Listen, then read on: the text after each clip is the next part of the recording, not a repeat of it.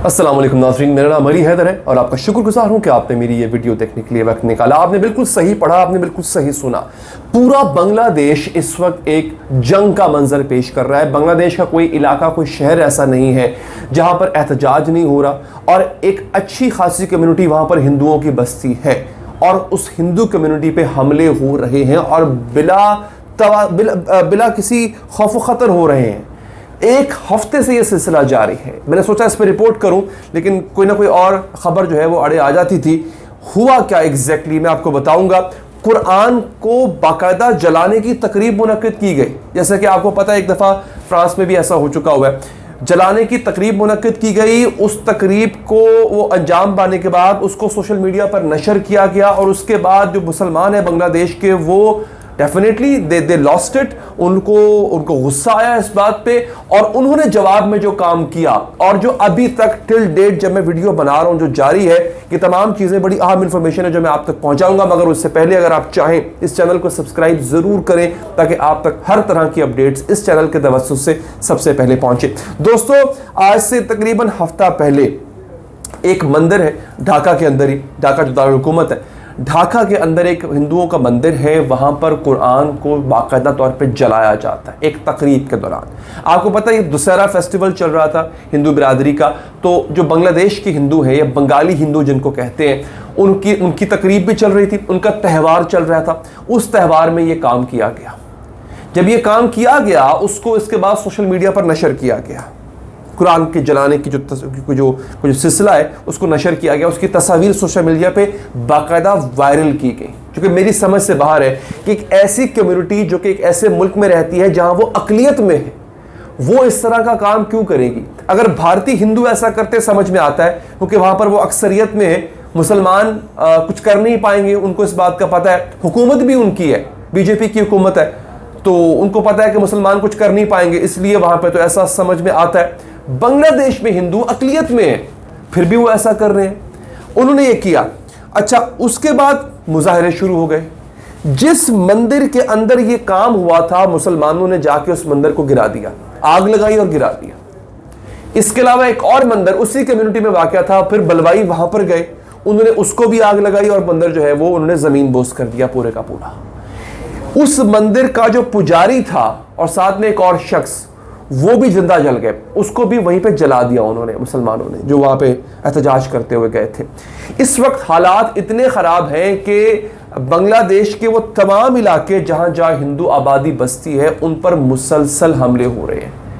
बांग्लादेश की आबादी 17-18 करोड़ के करीब है और वहां का 9% जो हिस्सा है वो हिंदुओं पर मुश्तमिल है। यानी अगर आप देखें तो कम से कम कोई करोड़ से ऊपर तो होंगे हिंदू बांग्लादेश, करोड़ 1.5 करोड़ हिंदू बांग्लादेश में रहते होंगे। उन पर हमले, मुसलसल हमले हो रहे हैं। अच्छा, बात यहां पर नहीं रुकती है, बात इससे भी आगे जाती है। वो ये है कि ये जब हो रहा था, इस दौरान एक और हिंदू कम्युनिटी का आदमी है वहां का, उसका नाम है पृथ्वेश सरकार। इसका नाम सामने आ चुका है। उसका नाम सामने नहीं आया जिसने कुरान जलाया था।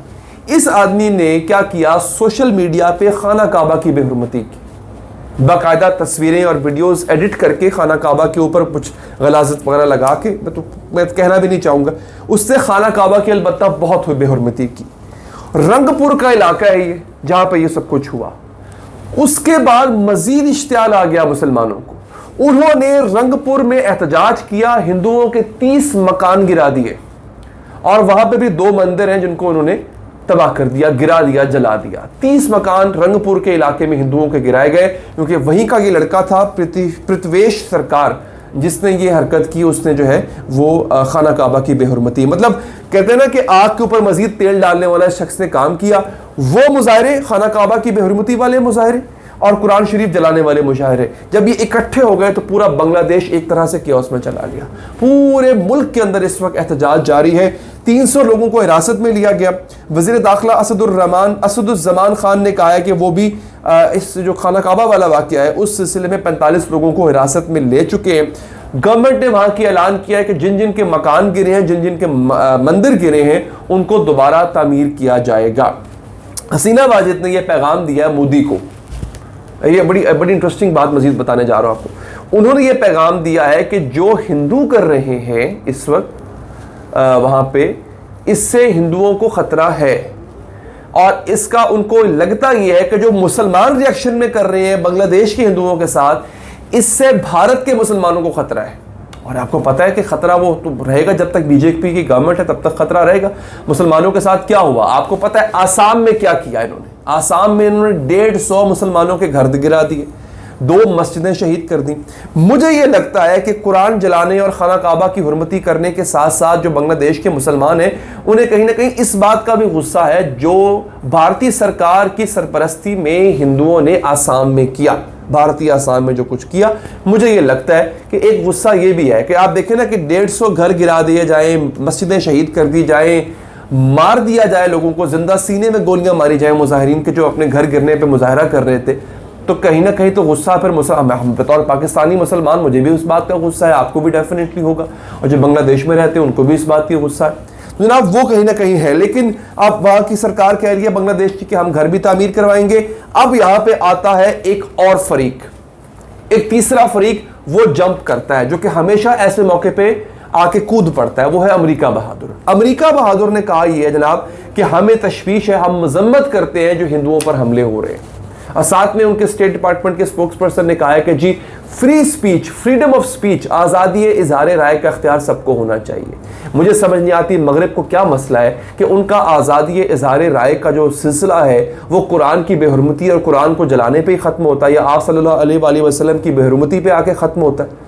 ये किस किस्म की आज़ादी इजहार राय है? यानी हिंदू जो मुसलमानों के साथ भारत में कर रहे होते हैं उस पर कभी लबकुशाई नहीं करेंगे, उस पर ये कभी बात, उस पर अमेरिका कभी बात नहीं करेगा कि वहां पर भी आज़ादी इज़हार राय है ना।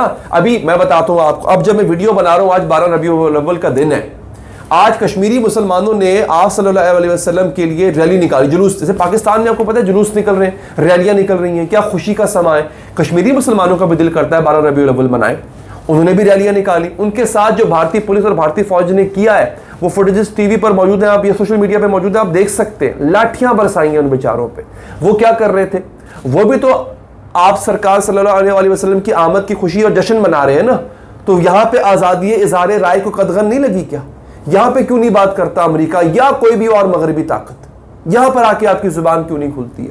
जहां जहां कुरान की, आका सल्लल्लाहु अलैहि वसल्लम की बेहुरमती होगी, मुसलमान आवाज उठाएंगे, वहां पे इनको आज़ादी इज़हार राय का जो एक टंटना है वो इनको याद आ जाएगा।